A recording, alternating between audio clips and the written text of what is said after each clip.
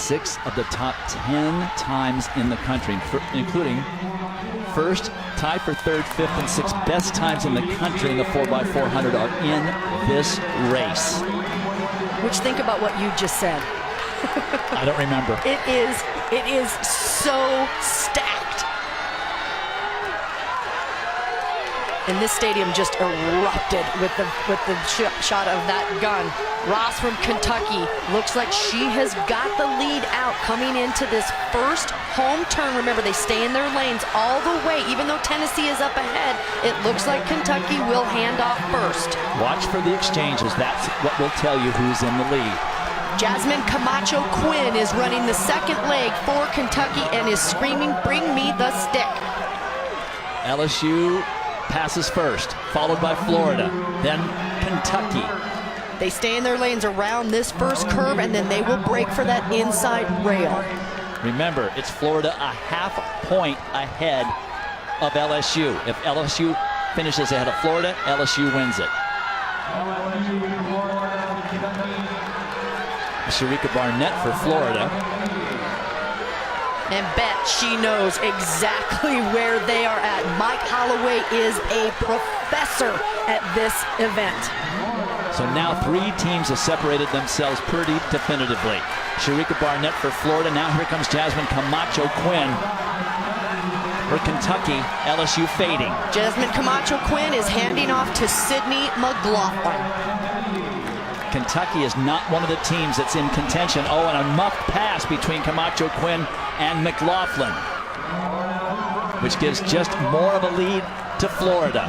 Camacho Quinn unofficially 50.4 on her leg, but if you muff the pass, you negate part of that incredible run. So it is Florida, followed by Kentucky, then LSU, Tennessee.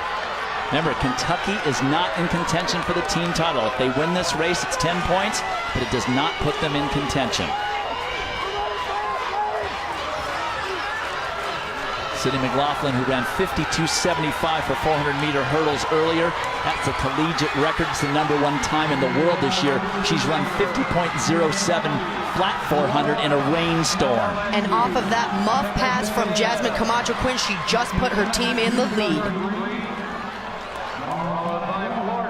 So Kentucky leading, which does not bother Florida except for pride. So long as the Gators stay away ahead of the Tigers from LSU, they will win the team title on the women's side. Sydney McLaughlin split 50.4, just the same as Jasmine Camacho Quinn, and that pass was not clean. It's a big gap to be made up LSU to Florida, probably a 12-meter lead. And as long as Kentucky continues to grind away at the front, it gives Florida something to shoot at. Kentucky, Florida, LSU. Kentucky's going to win the race, and because Florida finishes ahead of LSU, they are going to be the women's team titleist in the SEC.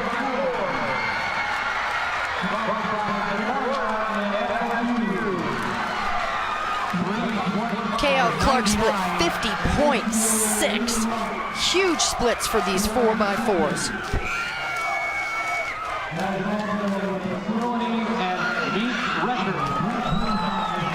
Kentucky 3:25.99. So they just increased their #1 time of the year. They already had the #1 time at 3:26.92. They shaved nearly a full second off of their time in the 4x400, but Florida gets to celebrate the team title because they finished ahead of LSU, finishing second with also a very fine time.